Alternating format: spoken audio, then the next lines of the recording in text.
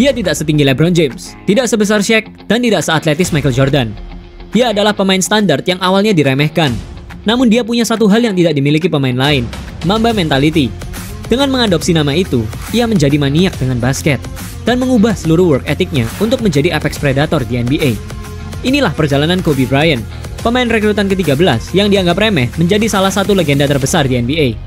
Welcome to the Kobe Show. Kobe Bryant lahir dari keluarga basket. Ayahnya, Joe Bryant, adalah pemain basket NBA di Philadelphia 76ers. Dan setelah 8 tahun berkarir di NBA, Joe Bryant memutuskan untuk bermain basket di Italia. Itulah kenapa Kobe Bryant bisa berbahasa Italia. Pada saat itu, Kobe masih berumur 6 tahun dan harus berpindah-pindah sekolah setiap kali ayahnya pindah tim. Dan kita tahu sendiri bahwa negara Eropa dulunya adalah negara yang paling rasis terhadap orang berkulit hitam. Jadi di sekolah dia dikucilkan oleh teman-temannya karena hanya dia yang berkulit hitam di sekolahnya. Dari kecil Kobe sudah menyukai basket dan selalu menonton tayangan ulang pertandingan NBA milik ayahnya dan bermimpi untuk menjadi pemain NBA. Sehingga dia menjadikan basket sebagai pelarian dan sebagai keunggulan yang tidak dimiliki orang lain agar dia bisa diterima di dalam kelompok. 7 tahun setelah itu, Kobe dan keluarganya kembali ke Philadelphia. Namun di Amerika, Kobe harus menghadapi lagi yang namanya culture shock dan harus beradaptasi lagi dengan lingkungan yang baru. Di Italia, dia terbiasa membungkam orang-orang dengan kemampuan basketnya. Tapi karena Kobe tidak terlalu mengerti bahasa slang orang-orang Amerika, dia mengira bahwa dia sedang dihina. Jadi dia langsung membantai semua orang di lapangan umum saat dia kembali dari Italia. Kecintaannya pada olahraga basket mulai menjadi obsesi. Dia menjadi maniak dan gak pernah berhenti latihan basket. Pada tahun 1992, memasuki SMA, Kobe bersekolah di Lower Merion High School dan menjadi bagian dari tim basket sekolah itu. Saat bermain di SMA, Kobe langsung menjadi all-around player dan memiliki rataan 31,1 poin, 10,4 rebounds, 5,2 assist, 3,8 block, dan 2,3 steal, yang langsung dinobatkan sebagai Pennsylvania Player of the Year. Di tahun terakhirnya, Kobe juga membawa sekolahnya menjadi juara di kejuaraan negara bagian untuk pertama kalinya selama 53 tahun. Dan lagi-lagi, Kobe memiliki rataan yang sangat luar biasa. 30,8 poin, 12 rebound, 6,5 assist, 4 steal, dan 3,8 blok per game yang menjadikannya sebagai pemain pencetak angka terbanyak di Southeastern Pennsylvania dengan total 2.883 poin dan melewati rekor Wilt Chamberlain. Setelah pertandingan itu, banyak sekali scouter dari universitas-universitas ternama di Amerika yang memberikan Kobe tawaran beasiswa untuk bermain basket. Bahkan nama Kobe Bryant sendiri menjadi hype di kalangan mahasiswa di rentang tahun itu karena semuanya berharap Kobe bergabung dengan kampus mereka. Namun saat konferensi pers yang diadakan Kobe, dia mengatakan kalau dia tidak akan berkuliah dan akan langsung bermain di liga profesional NBA. Tapi tidak semudah itu Ferguson.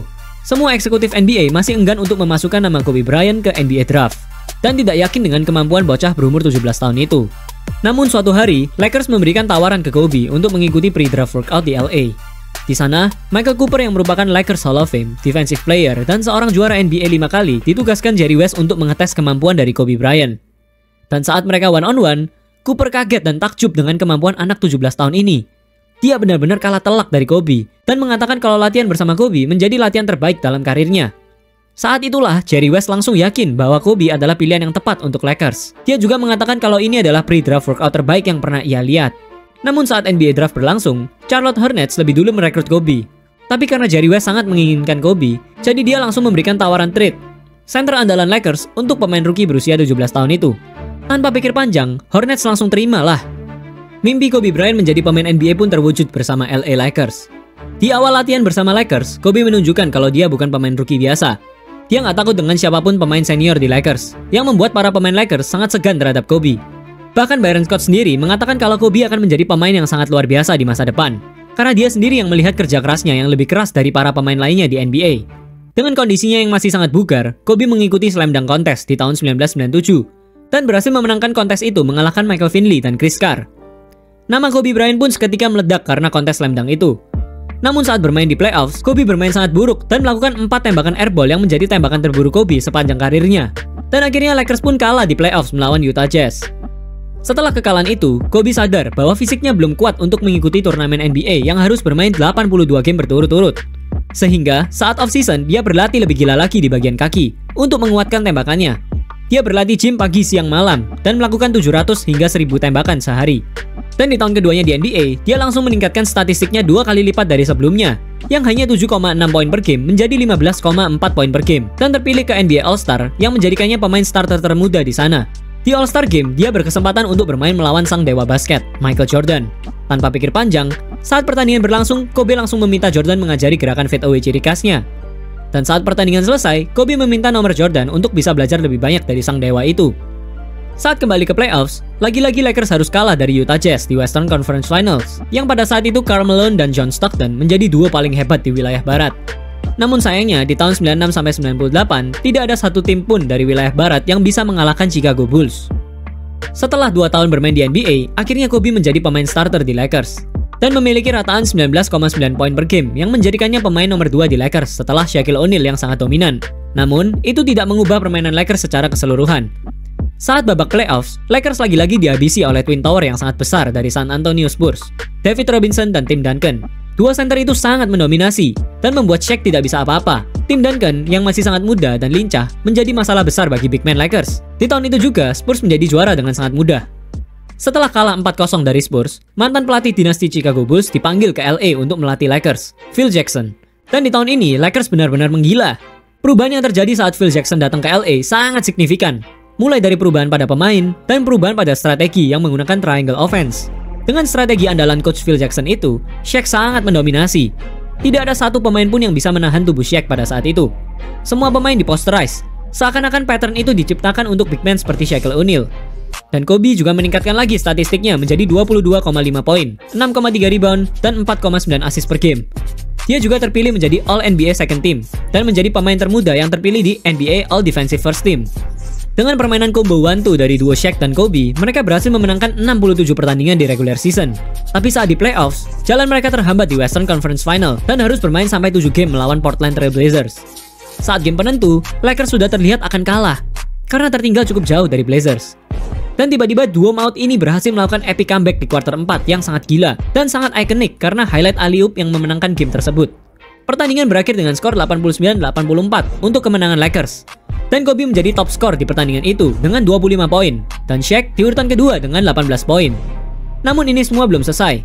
Perjalanan mereka berlanjut ke NBA Final melawan Indiana Pacers. Dengan dominasi Shaq, game 1 menjadi game yang sangat mudah bagi Lakers. Tapi saat di game kedua, Kobe mengalami cedera ankle karena close out defense yang kotor dari pemain Pacers. Walaupun Lakers berhasil memenangkan game 2, tanpa Kobe, game 3 menjadi sangat berat dan Pacers berhasil merebutnya dengan mudah.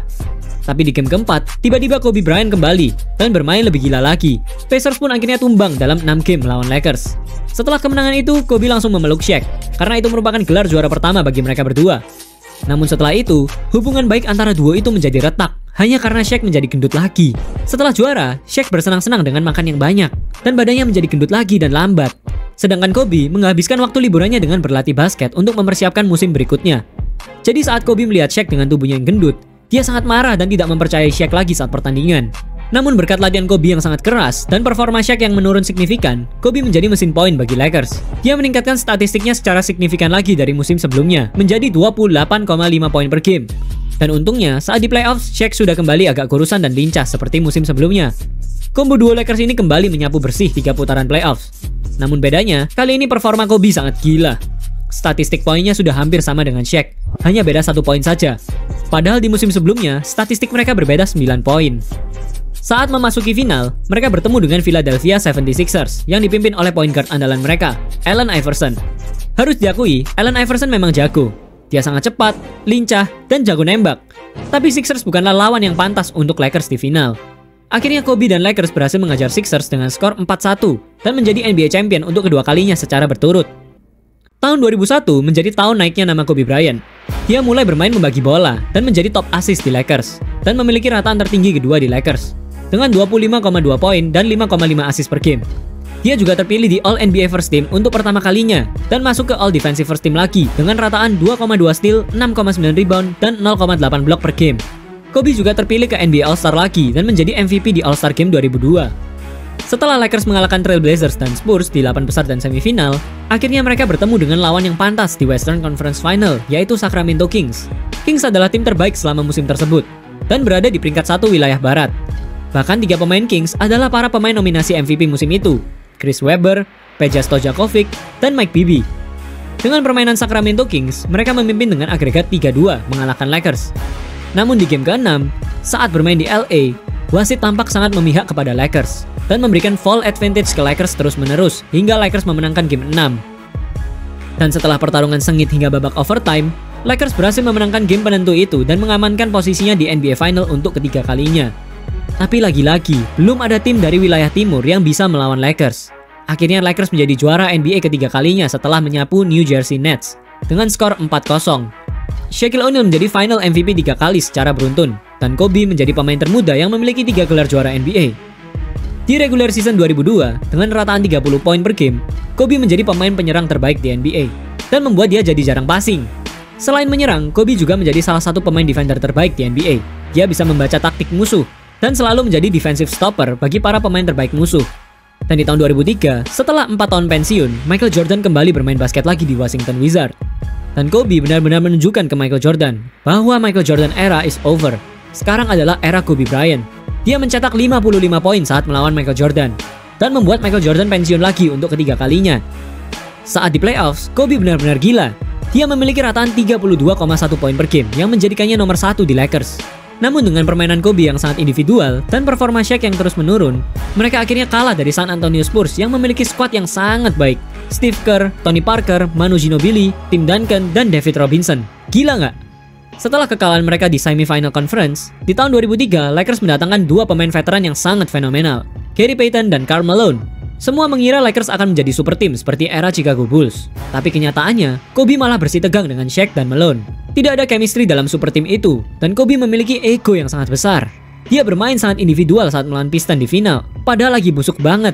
Dan selama 5 game berlangsung, Kobe memiliki persentase field goal hanya 38%. Dan 3-point field goalnya hanya 17%, yang membuat Lakers akhirnya kalah dari Pistons dalam 5 game. Setelah kekalahan itu dan suasana yang tidak kondusif di Lakers, mayoritas pemain Lakers bubar. Dan manajemen memutuskan untuk membentuk ulang tim yang baru.